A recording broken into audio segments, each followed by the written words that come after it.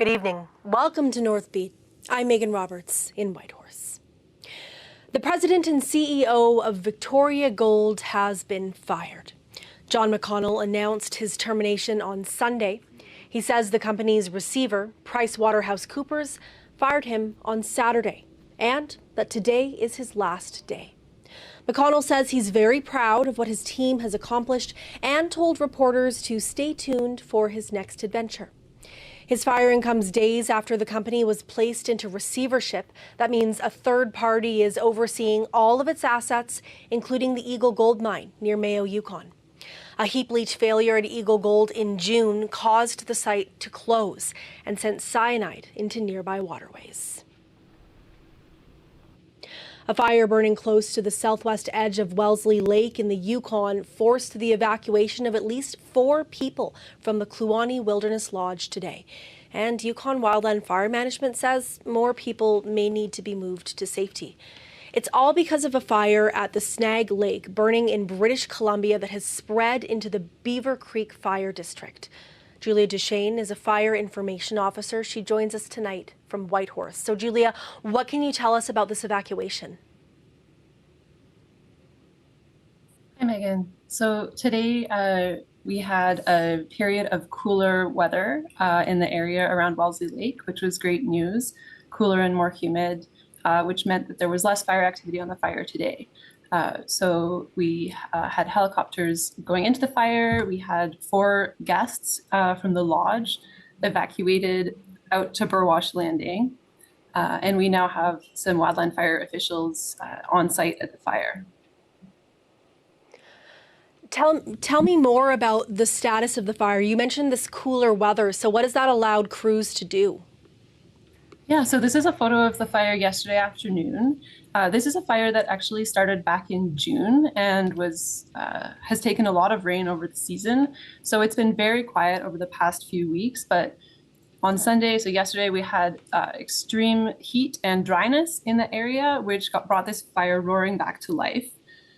So it crossed from the wilderness zone into the transitional zone, which means it's burning close to some values at risk on Wellesley Lake. So that includes a wilderness lodge and some cabins. So yesterday, due to the fire activity, 3 cabins were lost around the edge of Wellesley Lake.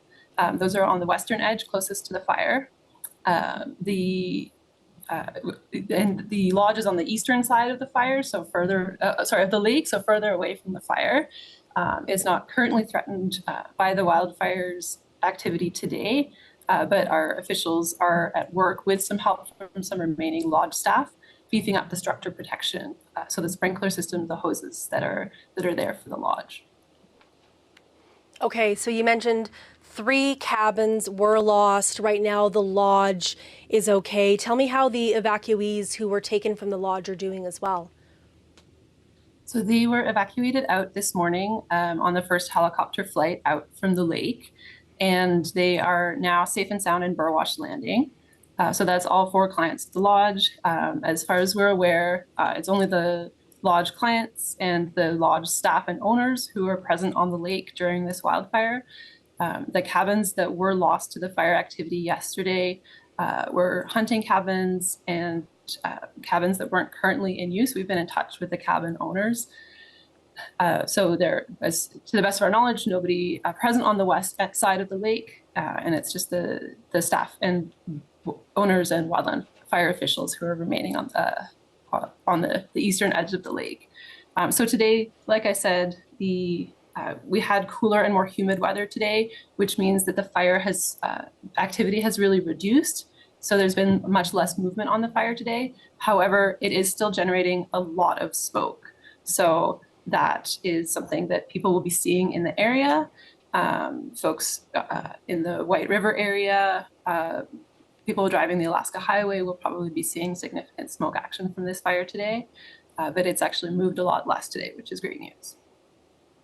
Okay, good news for sure, but also good to know that you could be seeing that smoke in that area. Thank you so much for your time today, Julia. Thank you. Take care. That's Julia Gchen, a fire information officer with Yukon Wildland Fire Management, and we reached her in Whitehorse tonight. In the Northwest Territories, the fire that has been burning near the NWT Alberta border since May has now burned 7 cabins, including one owned by Robert Lamelisse.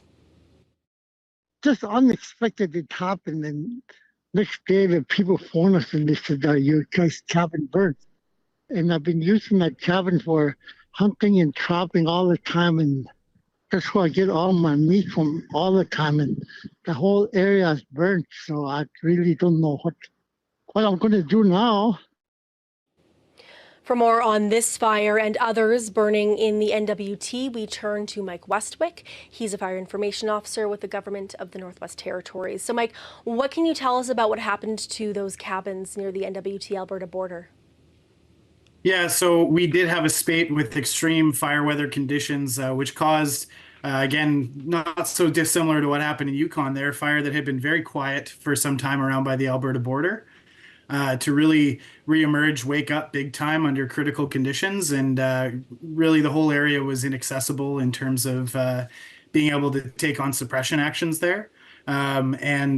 Unfortunately, there were cabins which were lost. And for folks like Robert, obviously, our hearts go out to them. It's never what we want to see happen. The unfortunate reality of living in the boreal forest is sometimes these wildfires can move quickly and they can be unsafe or unable to be suppressed to the degree that we would need to in order to save every structure, which is why we always encourage anyone with values out on the land in the bush to really focus on those fire smart activities because taking fire smart steps ahead of time really can help your place withstand even those extreme wildfire events. It's all about managing the fuel nearby, giving that fire nothing to work with when it gets there. Okay, let's talk about fire behavior over the next few days, Mike. We heard from one of your colleagues that is what we're expecting. So what are you and your crews watching and working on? Yeah, so, we've got some priority fires. Obviously, one of them, we continue to work the Alberta NWT border fire, SS009. We have flashed up pumps and sprinklers on values along that highway there. As we talk about that fire, people in that area are going to see a lot of smoke. I understand that can be quite triggering for folks in Enterprise, Hay River, and the like who experienced a lot of fire last year and certainly a lot of trauma. The burned area means that your communities are well protected. The concern is values on the highway, and our team's doing everything we can to protect those. Moving up towards Delaney, VQ 010, VQ 11. Those are our priority fires up there in the Sawtoo. They remain at their closest point about roughly 20 kilometers to the west of Delaney. Under south winds today, that's been pushing those fires to the north. It hasn't gotten meaningfully closer towards Delaney, these fires. We did have people out on boats setting up sprinklers on values in the area along the Great Bear River. So good news out of there is that, even though fire did approach those areas, that values protection work has held so far. So those cabins in the area have been protected. We're working side by side with folks in Delaney to proactively set up structure protection initiatives within the community, critical infrastructure, and its periphery.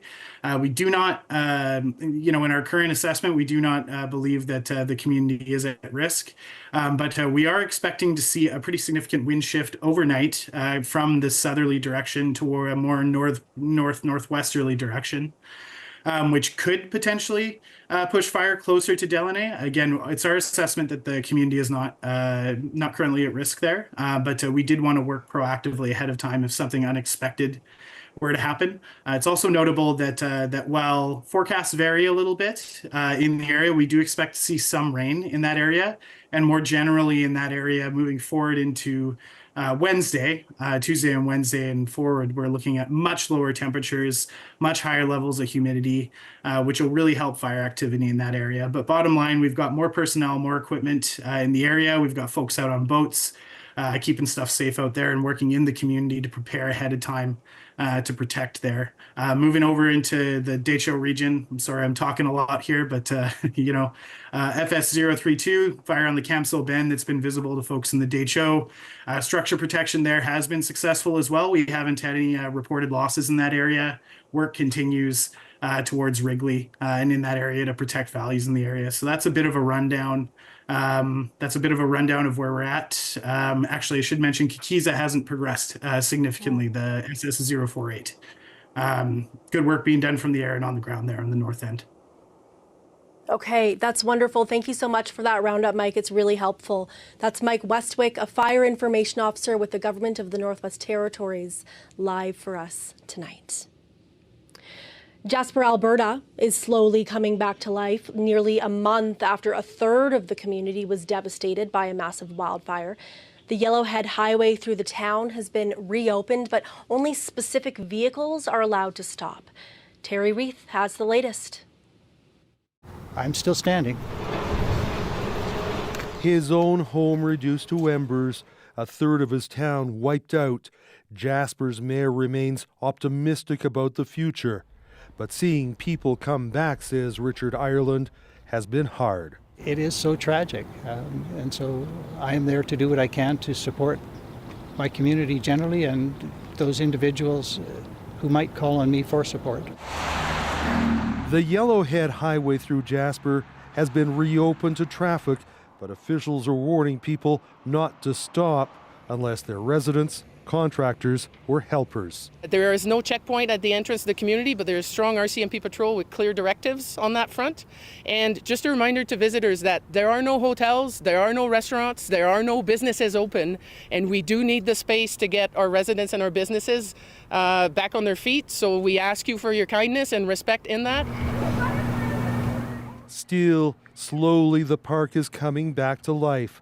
Miat Hot Springs, east of Jasper, is now open.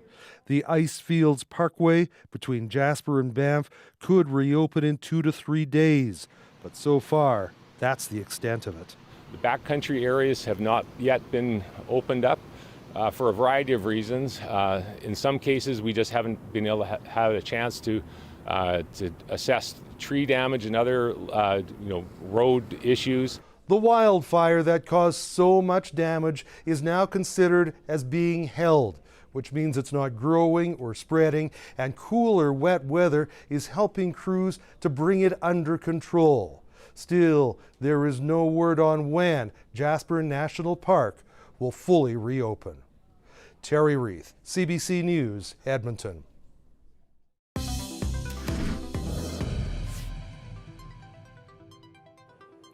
Today is polling day for the Gchen Nation. They're electing the next Grand Chief of the Gchen Tribal Council. Voting is open in Inuvik, Sigachik, Fort McPherson, and Aklavik. Incumbent Ken Kikavicic is running for re-election. Former MLA and Speaker of the House Frederick Sonny Blake is running against him. The polls opened at 9 this morning and they close at 8 p.m. tonight, local time. Each term for Grand Chief is 4 years long. Nunavut RCMP say 4 people in Nauyat were stabbed on Saturday. Police say the suspect was located and charged. The RCMP says it cannot provide more information as the suspect is a youth and cannot be named under the Youth Criminal Justice Act. The community of Kugluktuk is dealing with the loss of a child. 11-year-old Jonas Kenberg went missing over 2 weeks ago. RCMP called off the official search for him last week. Helen Klingenberg is his great aunt. She says his family believes he may have drowned, and they're now mourning. He loved animals and loved the swimming, playing in the water, and he was always happy, always happy. We like to think of him as that. Though the official search is over, Klingenberg says community members are still searching for Jonas's body. She tells CBC volunteers are checking the shorelines and sandbars, all in the hope of bringing him home. An assistant superintendent with the Beaufort Delta Education Council in the NWT has been removed from the council's website after being charged with multiple sexual offenses. Richard McKinnon faces a number of charges, including sexual assault, sexual interference, and sexual exploitation. The incidents are alleged to have happened in Inuvik and Uluhaktok between 2018 and 2020. No one at the Education Council would confirm if McKinnon is still an active staff member, though on Friday his picture was removed from the school board's website. The board also released a public statement. It reads in part, "We are deeply shaken by the recent allegation against one of our staff members. Please know that we find this behavior wholly inexcusable, and it starkly contrasts the values we hold dear." None of the allegations against McKinnon have been proven in court. The lawyer for the prosecution tells CBC that McKinnon does have a defense lawyer, and they are proceeding with charges. McKinnon's first court appearance is in Inuvik on September 24th. Does public transit really need more police officers? And so this is it. Welcome to the Greenbelt. It is now believed that Titan was destroyed. It makes sense that they get a larger share, or does it? All of this, just single detached homes. Yes. What do we know? How is that even possible? Well, with a little bit of help, I think we can explain. About that with Andrew Chang. Watch free on CBC Gem. I'm such a fan of this show. Listen to the podcast, Q with Tom Power. The story itself is so unbelievable. The industry wasn't set up for me to thrive in. The presence I feel now is not something that I believed to be possible in the past. So many people thought I couldn't do it. They doubted me. I felt like I ripped my whole heart out. I didn't realize how formative 25 to 30 would be. I have to kind of repress my own self-doubt. You're one of my favorite interviewers, so I was pumped. Get out of here. Q with Tom Power. Available now on CBC Listen or wherever you get your podcasts. This is unbelievable. The heart and soul of any city is best served on a plate. Très bon, merci. I have some women to tell you about. You don't know them, but you will.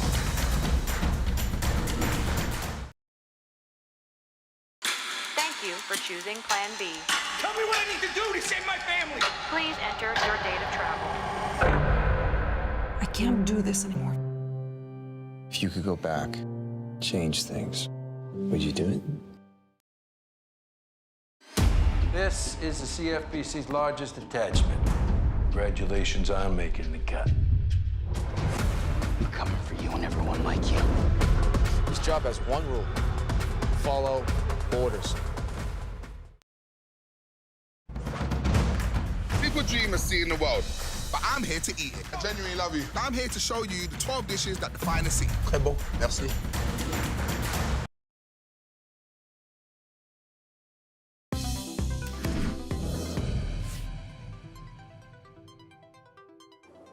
Two new Canadian icebreakers have names inspired by Inuit culture. The Minister of Fisheries, Oceans and the Canadian Coast Guard was in Iqaluit today to announce the new names, and they are the CCGS Apatuk and the CCGS Imnakjuak. Both were named in collaboration with Inuit Tapirit Kanatami.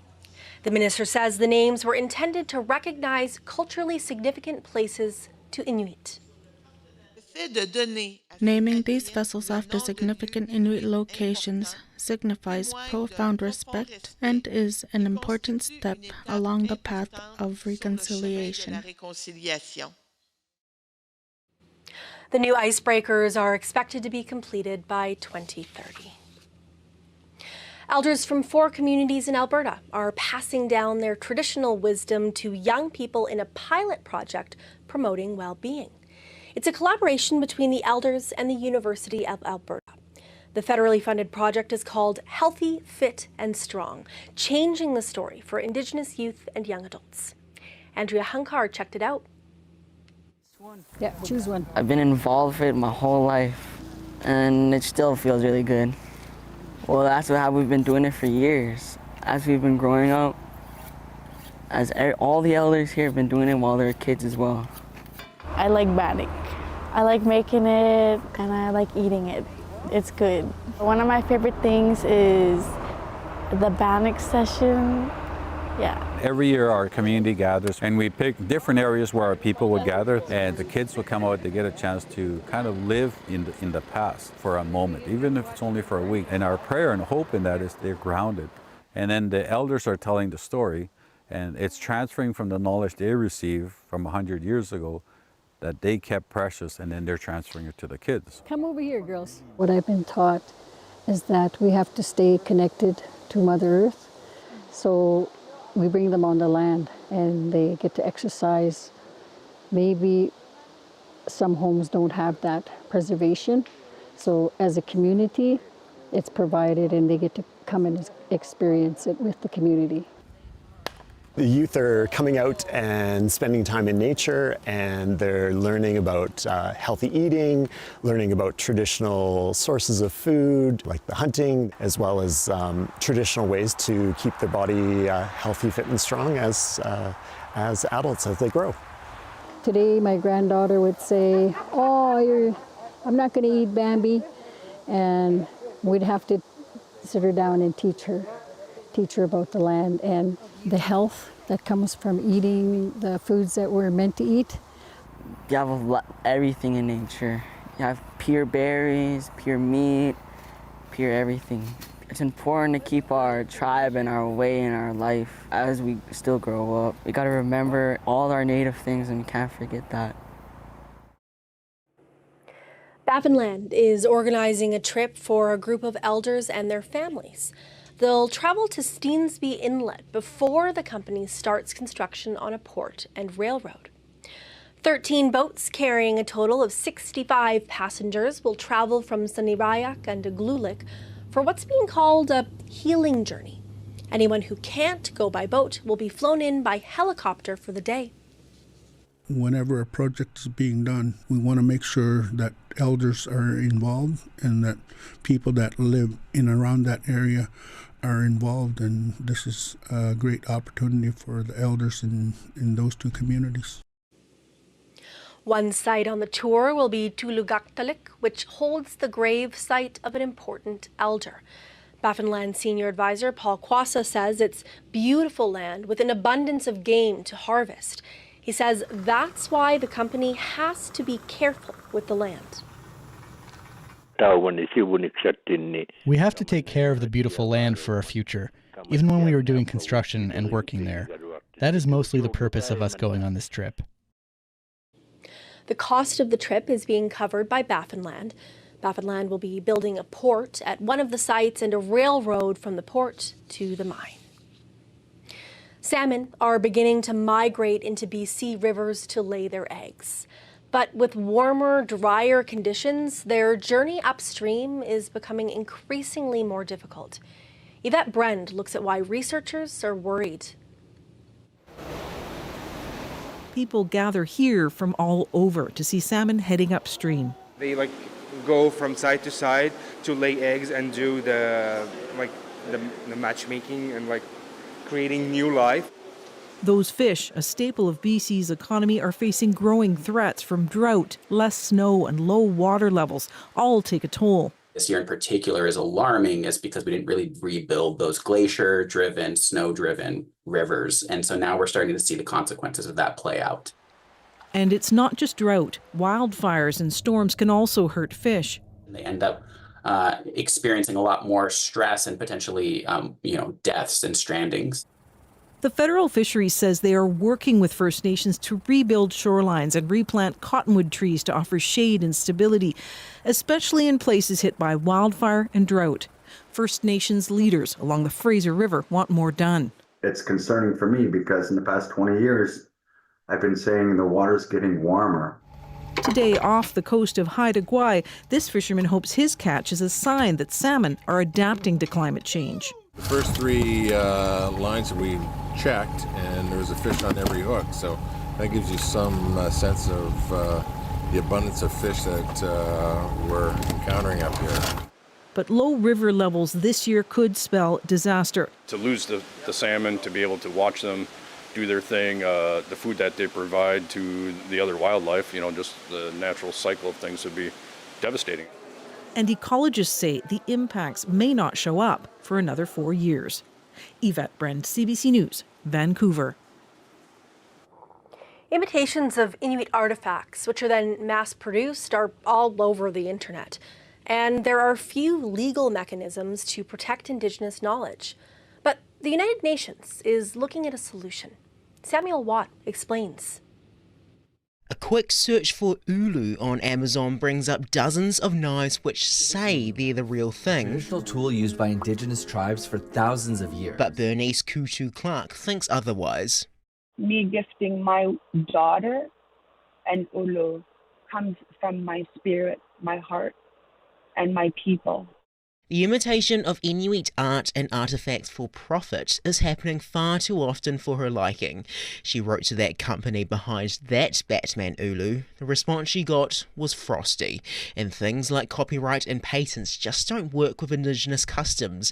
That's according to George Nicholas, an expert who led an 8-year project on cultural appropriation. They are usually designed to protect the intellectual property of an individual or a company or corporation. Indigenous heritage falls outside of that realm. The World Intellectual Property Organization, or WIPO, wants to change that. In May, it adopted a treaty to protect traditional knowledge associated with genetic resources. For example, companies making cosmetics with Indigenous plants must disclose the country or community that knowledge comes from. But that took 25 years, and Canada, among other countries, are still reviewing it before deciding whether to sign it by next year's deadline. Discussions about other traditional knowledge, which would cover things like ulu and art, is coming up in November, but that might not be so straightforward. Knowledge and culture are always evolving. They are being shared between communities. Until then, Nunavut MP Laurie Edlout wants to see punishments for those who imitate Inuit artifacts and the profits to be returned to Indigenous people. It's one thing to be inspired, but it's another thing to sell products that are from Indigenous peoples. And that distinction is a fine line. Samuel Watt, CBC News, Iqaluit.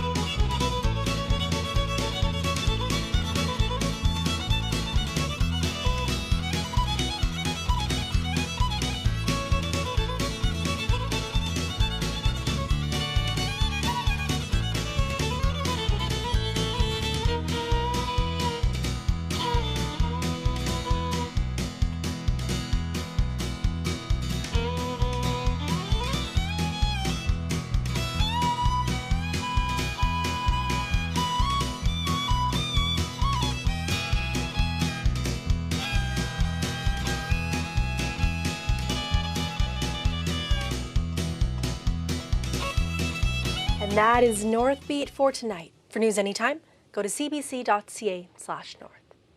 Thank you for watching. I'm Megan Roberts.